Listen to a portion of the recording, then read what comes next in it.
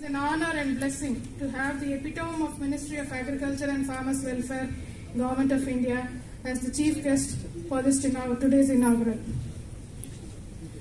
With beholden emotion, we request Sri Narendra Singh Tomar Ji, Honorable Union Minister for Agriculture and Farmers Welfare, to kindly deliver the inaugural address. आज के इस शुभ अवसर पर कार्यक्रम के अध्यक्ष के रूप में हम सब के मध्य विराजमान राज्य सरकार के लोकप्रिय और यशस्वी कृषि मंत्री माननीय श्री निरंजन रेड्डी गारू साहब, हमारे कृषि मंत्रालय के सचिव आदरणीय मनोज आहूजा जी, राज्य सरकार के प्रमुख सचिव आदरणीय रघुनंदन राव साहब, सुधा रानी जी, जगन मोहन रेड्डी जी,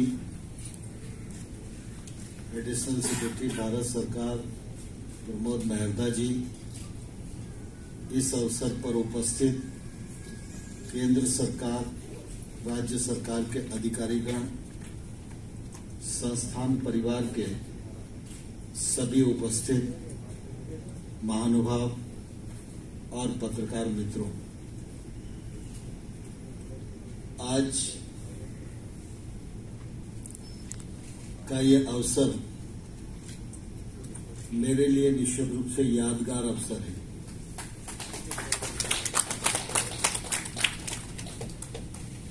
निरंजन रेड्डी साहब हमारे कृषि मंत्री हैं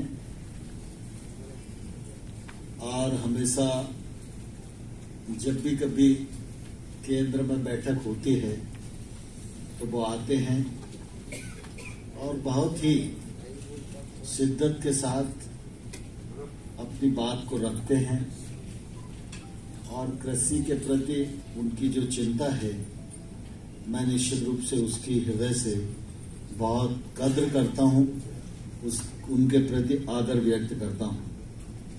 और विशेष रूप से उन्होंने आज मेरी उपस्थिति के कारण पूरा भाषण हिंदी में दिया, इसके लिए मैं उनको हृदय से धन्यवाद देता हूं। आज मेरा हैदराबाद में G20 के आयोजन की तैयारी की दृष्टि से आना हुआ था और कभी कभी जब हैदराबाद की बात चलती है तो यहाँ जो संस्थान हैं उनमें आओ ये आग्रह बना ही रहता है और इसलिए NIPHM और अपना एक्सटेंशन एजुकेशन सेंटर, इन सब की बातचीत पहले से चल रही थी।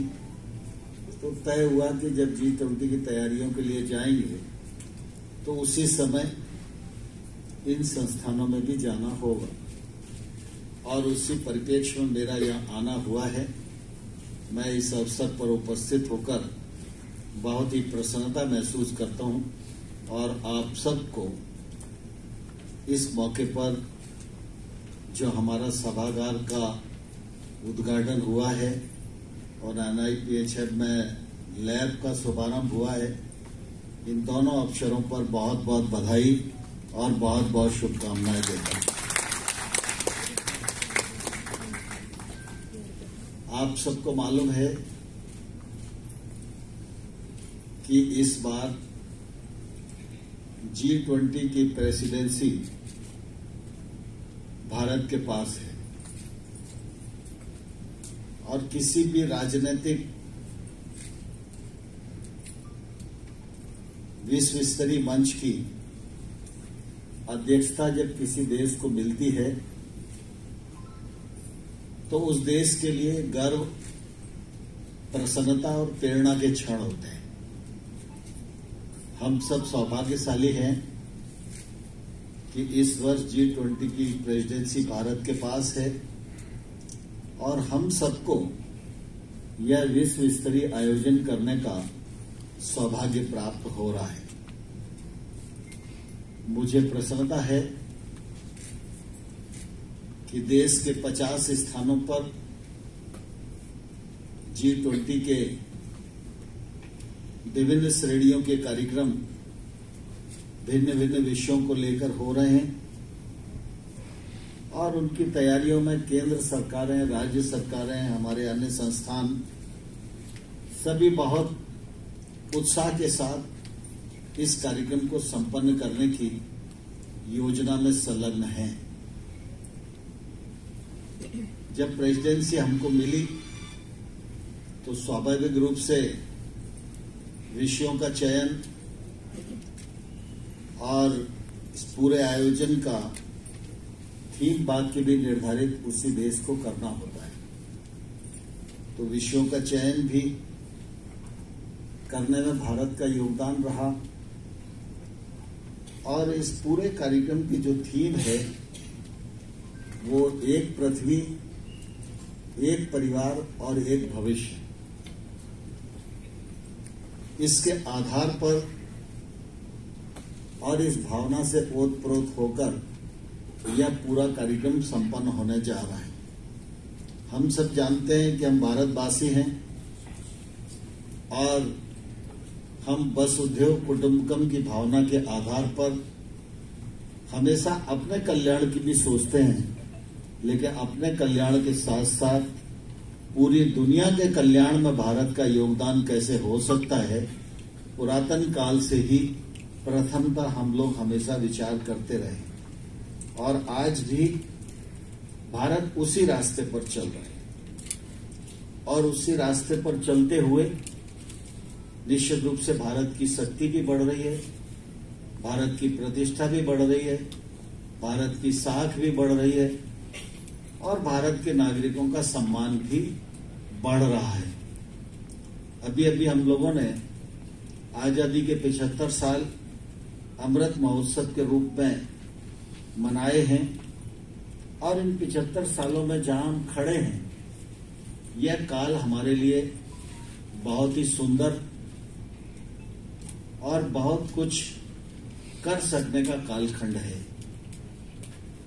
प्रधानमंत्री जी हमेशा बोलते रहते हैं कि 75 पूरे हुए हैं, लेकिन 2047 में 100 पूरे होंगे। तो 75 और 100 के बीच में जो 25 वर्ष की यात्रा है, यह 25 वर्ष की यात्रा हमारे देश के लिए महत्वपूर्ण क्षण है। एक समय था जब भारत कुछ कर सकने की सोच नहीं पाता था।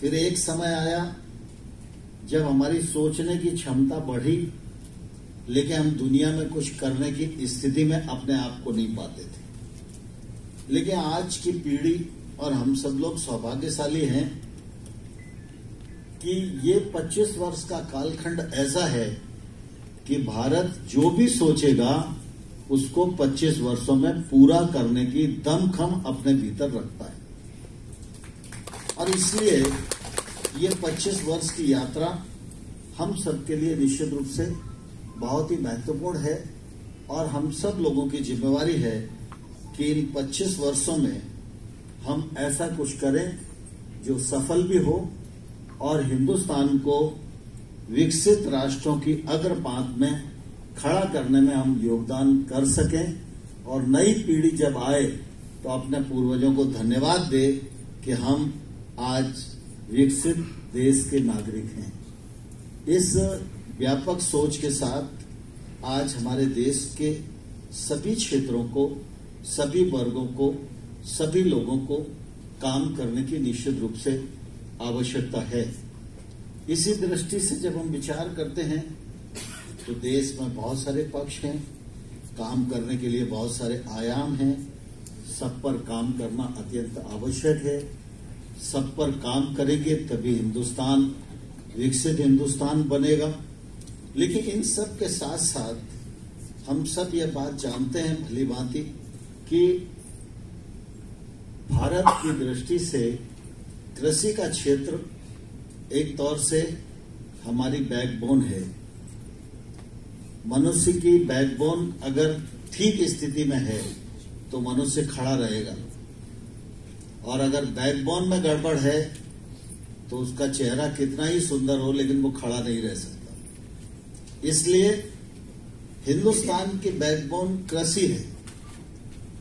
तो कृषि को मजबूत रखना, कृषि को ताकतवर रखना, कृषि को उन्नत कृषि के रूप में तब्दील करना, और कृषि का क्षेत्र यह देश की आवश्यकता को ही पूर्त न करे, दुनिया की आवश्यकता को पूर्त करने में सक्षम हो, यह जिम्मेवारी कृषि क्षेत्र में काम करने वाले, जहां एक ओर किसानों पर है, केंद्र सरकार राज्य सरकारों पर है, साथ ही वहीं चाहे वो इंडस्ट्री का क्षेत्र हो, चाहे वो एग्री स्टार्टअप का क्षेत्र हो, चाहे वो रिसर्च का क्षेत्र हो, चाहे वो ट्रेनिंग का क्षेत्र हो, कृषि से जुड़े हुए जितने क्षेत्र हैं सबकी महती जिम्मेवारी वर्तमान परिस्थितियों के प्रति है। जैसा कि हमारे कृषि मंत्री जी कह रहे थे, मैं उनकी बात से सहमत हूं कि सारी अनुकूलताएं भी हों तो भी कृषि के क्षेत्र को और किसान को प्रकृति पर निर्भर रहना ही पड़ता है, और प्राकृतिक प्रकोप से कोई नुकसान होता है तो सरकार कितना भी करे फिर भी उसकी जितनी अपेक्षा है, जितनी आवश्यकता है उतनी भरपाई नहीं हो पाती। और इसलिए कृषि के क्षेत्र को जो सहयोग है वो हमेशा निरंतर करते रहना चाहिए, और इस दृष्टि से केंद्र सरकार और राज्य सरकार हमेशा संज्ञान लेकर इस दिशा में प्रयत्न करती रहती है। आज हम सौभाग्यशाली हैं, केंद्र सरकार राज्य सरकारों की कृषि हितैषी नीतियां, हमारे वैज्ञानिकों का अनुसंधान और हमारे किसानों का परिश्रम, इन सब के परिणाम स्वरूप आज हम कृषि उत्पाद की दृष्टि से या तो दुनिया में नंबर 1 के स्थान पर खड़े हैं या दूसरे स्थान पर खड़े। हमारी कोशिश है कि हर उत्पादन में भारत नंबर 1 बने। यह इच्छा होना स्वाभाविक भी है, यह आवश्यकता भी है और यह जिम्मेवारी भी है, क्योंकि एक समय था जब कुछ जरूरत पड़ती थी तो हमको लगता था कि दुनिया से हम मांग लेंगे, लेकिन अब पूरी दुनिया का राजनीतिक परिदृश्य बदल चुका है और आज भारत मांगने वाला देश नहीं, भारत देने वाला देश बन गया है। और ऐसी स्थिति में हमको दुनिया के प्रति भी जवाबदेह रहना है, मित्र देशों के प्रति जवाबदेह रहना है, जिन लोगों को हमारी आवश्यकता है, हमसे अपेक्षा रखते हैं, उनके प्रति भी जवाबदेह रहना है।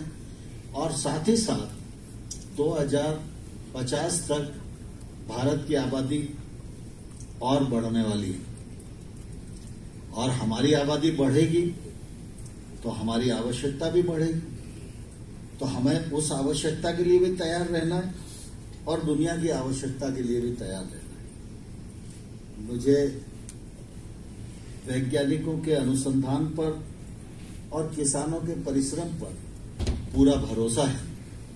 केंद्र सरकार और राज्य सरकार दोनों की प्राथमिकता पर कृषि रहती ही है, क्योंकि कृषि हमारी प्रधानता है।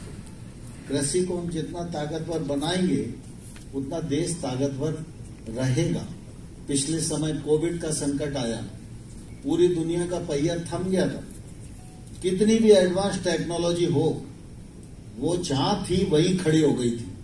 कृषि का क्षेत्र ही एक ऐसा क्षेत्र था जिसने फसल की पूरी कटाई की, सरकार ने खरीद की, किसान ने अगली फसल की बुआई पहले वर्ष से अधिक की, और कृषि की जो विकास दर है उसमें किसान ने किसी प्रकार की कोई कमी नहीं आने दी। और इसलिए कोई भी प्रतिकूल परिस्थिति हो, कृषि की अर्थव्यवस्था और हमारी गांव की पारंपरिक अर्थव्यवस्था, यह भारत की निश्चित रूप से बड़ी ताकत है और इस ताकत को हमें पहचानना भी चाहिए, इसके लिए काम भी करना चाहिए। आज स्वाभाविक रूप से जब हम आजादी के 75 वर्ष पार कर चुके हैं। खाद्यान्न की दृष्टि से हम सरप्लस कंट्री हैं। अन्य कृषि उत्पादों की दृष्टि से भी हम अग्रणी अवस्था में हैं। और निर्यात की दृष्टि से भी अगर हम देखेंगे तो 4 लाख करोड़ से अधिक का निर्यात भी कृषि उत्पादों का हुआ है। यह भी अब तक की सबसे बड़ी वृद्धि है। हम ऑर्गेनिक फार्मिंग पर भी काम कर रहे हैं, नेचुरल फार्मिंग पर भी काम कर रहे हैं। यह काम भी बहुत शिद्दत के साथ आगे बढ़ ही रहा है, क्योंकि आने वाले कल में रासायनिक उर्वरक और पेस्टिसाइड से होने वाला जो नुकसान है उसके प्रति सचेत रहना, उसमें संतुलन बनाना, यह भी निश्चित रूप से हम सब लोगों की जिम्मेवारी है। आज आवश्यकता इस बात की है कि पारंपरिक रूप से हम संतोषजनक स्थिति में खड़े हुए हैं, लेकिन आज जरूरत इस बात की है कि जो काम लैब में हो रहा है वो काम लैंड तक कैसे पहुंचे। और आज हम विस्तार शिक्षा संस्थान में बैठे हुए हैं। निश्चित रूप से मुख्य रूप से एक्सटेंशन का काम, मार्गदर्शन और ट्रेनिंग, क्षमता निर्माण, अनुसंधान, विकास, सारा का सारा जो विशेषज्ञता है वो इसी संस्थान के पास है। यह संस्थान 4 हिस्सों में देश भर में पूरे देश को कवर करते हुए कोशिश कर रहा है कि कृषि विस्तार के काम को और आगे बढ़ाया जाए। आज इस बात की भी जरूरत है कि हम कृषि के क्षेत्र में टेक्नोलॉजी को कैसे ज्यादा से ज्यादा संबद्ध करें। हमारी ये भी एक चिंता है कि देश में जो सक्षम किसान है, बड़ा किसान है, उन्नत किसान है, उसके पास टेक्नोलॉजी भी है, वो सरकार के भी नजदीक है, वो कृषि विज्ञान केंद्र के भी नजदीक है, वो किसी संस्थान के भी नजदीक है, वो अन्य विधाओं के भी नजदीक है। लेकिन देश में 85-86% किसान ऐसा है जो छोटा किसान है, जिसके पास 2 हेक्टेयर से कम भूमि है। ये छोटा किसान निवेश करने की भी हैसियत में नहीं है। इसका घर और जमीन भी जिला स्थान से बहुत दूर है। ये टेक्नोलॉजी से भी अपने को दूर पाता है, ये केवीके से भी अपने को दूर पाता है। तो इसके पास तक पहुंचना यह केंद्र सरकार और राज्य सरकार की जिम्मेवारी है। और इसलिए केंद्र सरकार और राज्य सरकार दोनों इस दिशा में काम कर रही हैं कि कृषि का डिजिटलाइजेशन कैसे बढ़े। हम डिजिटल एक्टिविटीज के माध्यम से आम किसान तक कैसे पहुंचे। हर टेक्नोलॉजी जिसके लिए किसान पात्र है वह टेक्नोलॉजी उस तक कैसे पहुंचे, ये आज समय की आवश्यकता है। आज हम एक ही उदाहरण लेते हैं कि पीएम किसान है या सरकारी खरीद का मामला है, तो देखिए पहले तमाम सारे प्रश्न खड़े होते थे, लेकिन आज पीएम किसान का 2,40,000 करोड़ रुपया 11.5 करोड़ किसानों के खाते में पहुंच गया। देश भर में कोई प्रश्न नहीं है। आज सरकार राज्य सरकारों के माध्यम से खरीद करती है, किसान के अकाउंट में उसका पेमेंट जाता है, कोई प्रश्न नहीं है। ये टेक्नोलॉजी का ही कमाल है। और इसलिए जो टेक्नोलॉजी किसान को उत्पादकता बढ़ाने के लिए चाहिए, जो टेक्नोलॉजी फसल को बचाने के लिए चाहिए, जो टेक्नोलॉजी फसल के उपरांत होने वाले नुकसान से बचने के लिए चाहिए, जो तकनीक और इंफ्रास्ट्रक्चर फसल के उपरांत अपनी फसल को रोकने के लिए उसे चाहिए, और जो मार्केट का लिंक किसान को चाहिए, इसमें टेक्नोलॉजी का समावेश होना अत्यंत आवश्यक है। मुझे प्रसन्नता है कि केंद्र सरकार, राज्य सरकारें मिलकर तेलंगाना सहित अनेक राज्य इस दिशा में बहुत गंभीरता से काम कर रहे हैं। और मुझे लगता है कि अगले कुछ वर्षों में ये प्लेटफॉर्म तैयार हो जाएगा, तो फिर हमारा ये एक्सटेंशन जो संस्थान है, यह संस्थान का काम और आसान हो जाएगा। अभी हम मास्टर ट्रेनरी डेवलप कर रहे हैं। एक समय ऐसा भी है इस संस्थान से करोड़ों करोड़ किसान जुड़ जाएं और डायरेक्ट संवाद होने लगे, तो निश्चित रूप से हमारे देश का कायाकल्प हो जाएगा। मैं इस अवसर पर NIPHM को भी विस्तार शिक्षा संस्थान को भी और सभी इस पर काम करने वाले हमारे अधिकारी कर्मचारी गणों को बहुत बहुत शुभकामनाएं देता हूं, बहुत बधाई देता हूं। और मुझे पूरा विश्वास है कि जिस मनोयोग के साथ आप काम कर रहे हैं, जिस मनोयोग के साथ आपने अनेक संस्थाओं के साथ MOU किए हैं, अपनी क्षमता वृद्धि कर रहे हैं, दूसरों की क्षमता वृद्धि करने का भी काम कर रहे हैं। जिस प्रकार से 18,000 से अधिक लोगों का आपने ट्रेनिंग करने में सफलता प्राप्त की है, ये काम और बढ़ेगा और निश्चित रूप से यह संस्थान लैब से लैंड तक सारी विधाओं को पहुंचाने में सफलता अर्जित करेगा। आप सबको बहुत बहुत बधाई, बहुत बहुत शुभकामनाएं। धन्यवाद।